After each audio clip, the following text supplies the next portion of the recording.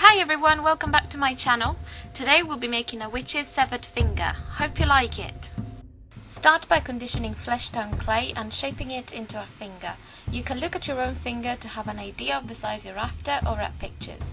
However, I don't recommend searching for pictures of severed fingers in the internet. Use your imagination.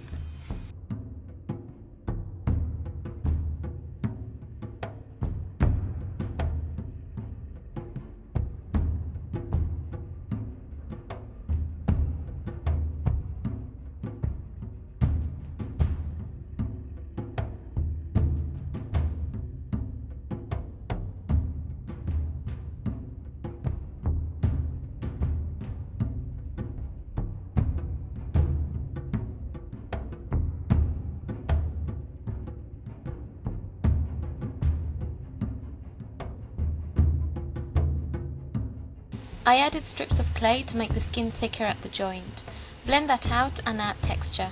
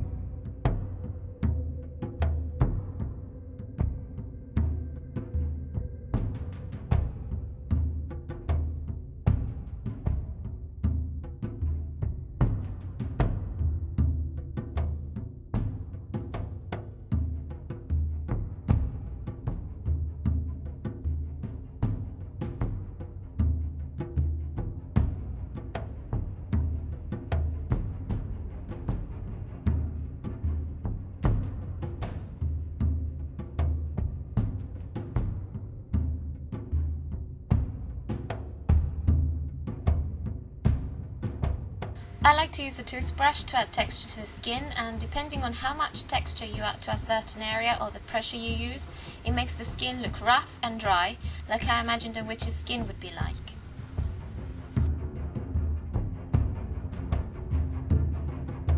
Next, you want to make some space for the bone.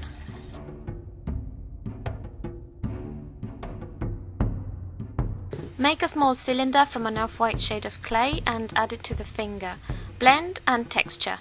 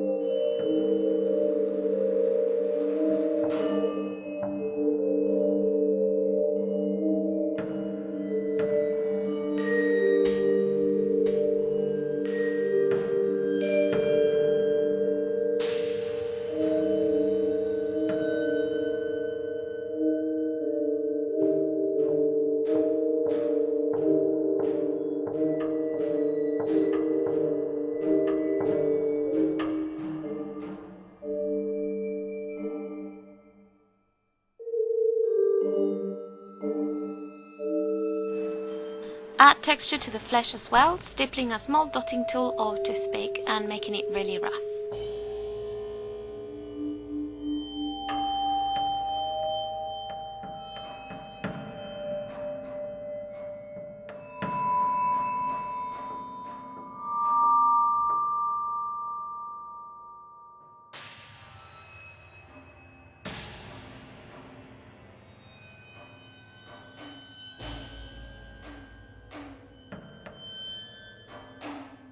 I stretched the finger a bit more so that the joint looked a lot bigger.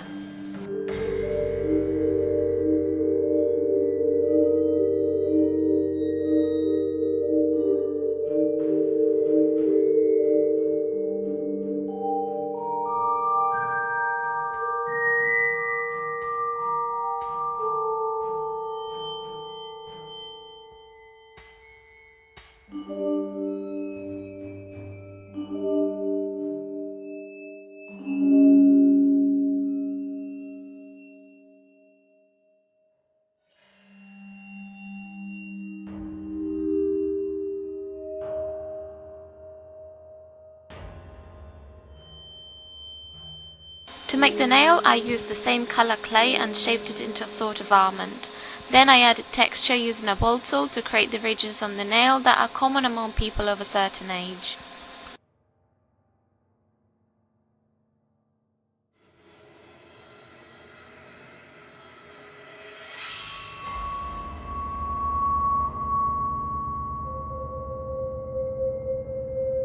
You can pre-bake the nail and make a mould so that you can make a nail with a hollow underneath or leave it as it is.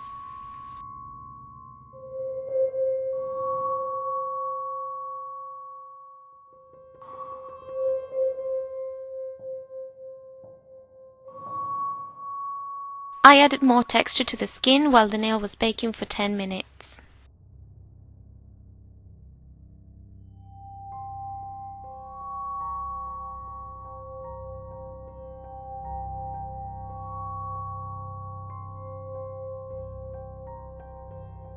Once cool, I trimmed the nail. I add a few more liquid on the finger to attach the nail. Press the nail down and trim the excess clay.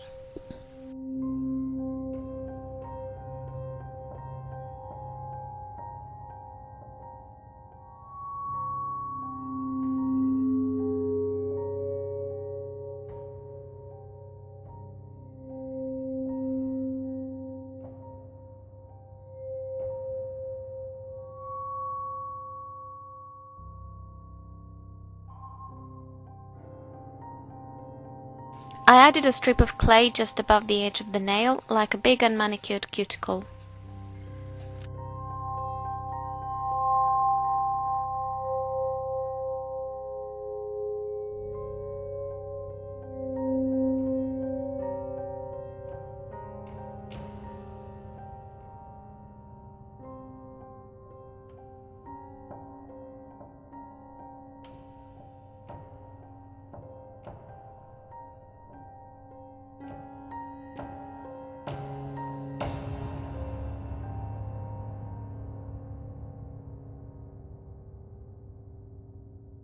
I also made a wart by blending a ball of clay near the joint and adding texture.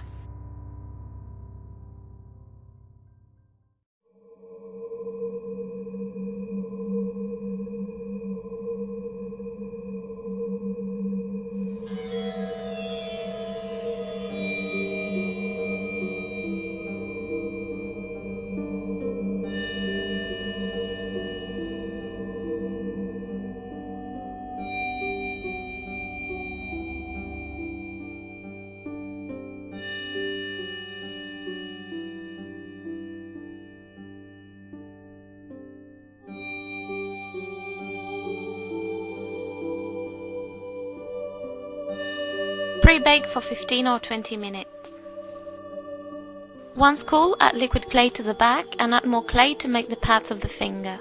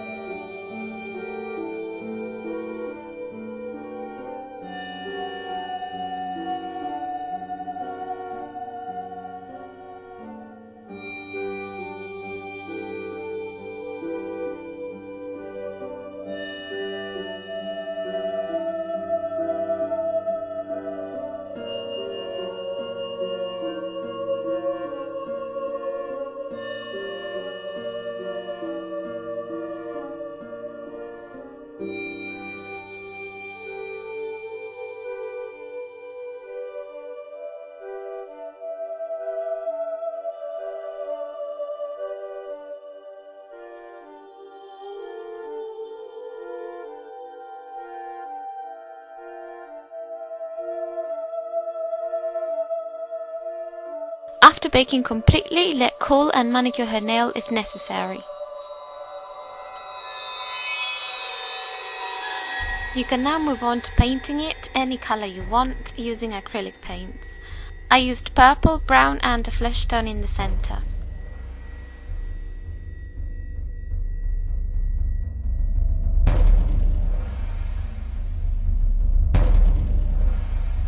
I also used some black and blended it downwards.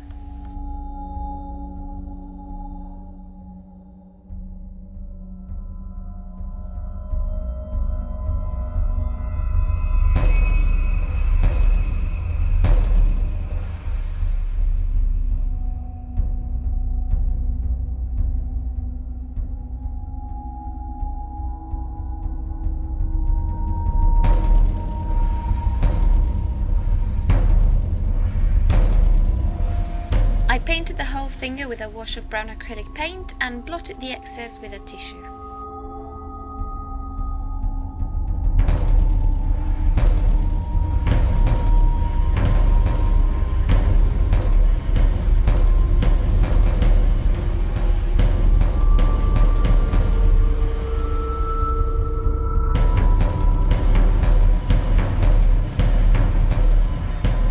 For the flesh, I used red and brown, sometimes mixed together.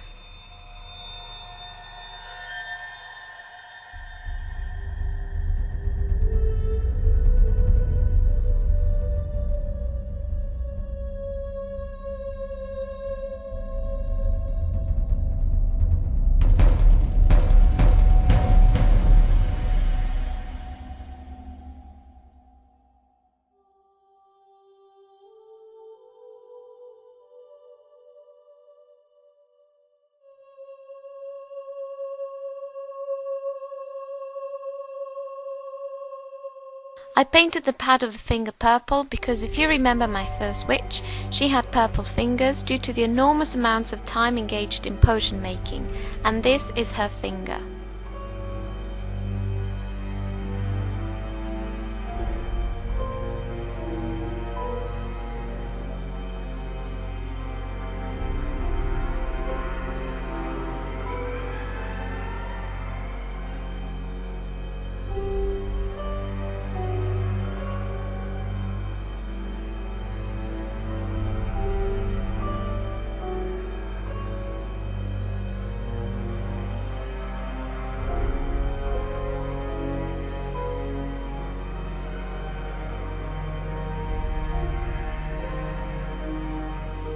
Finally, I dabbed on some glaze to protect the paint.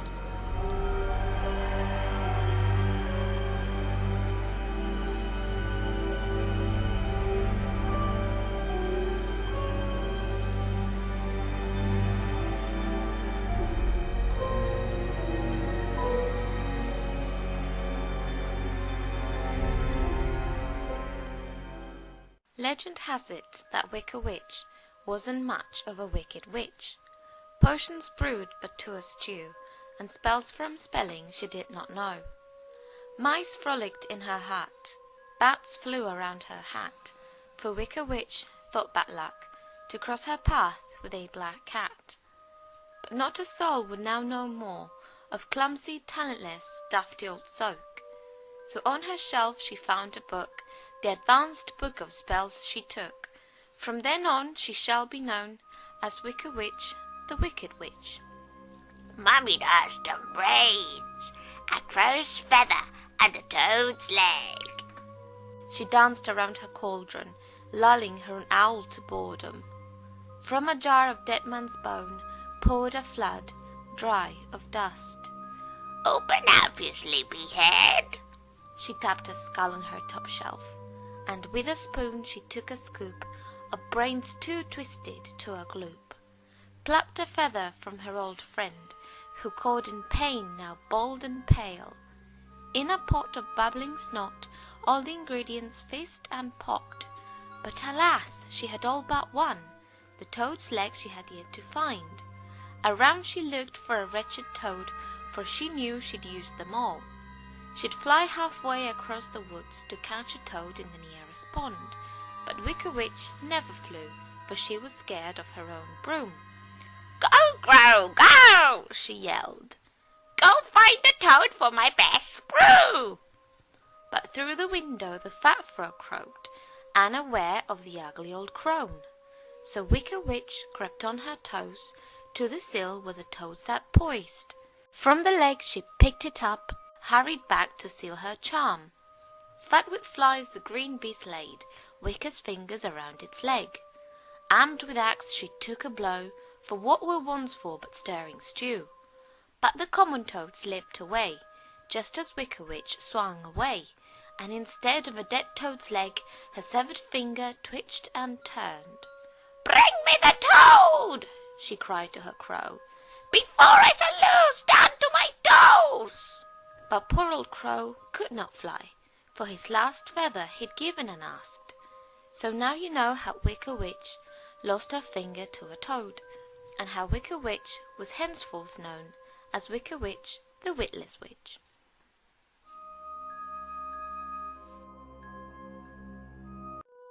Thanks for watching.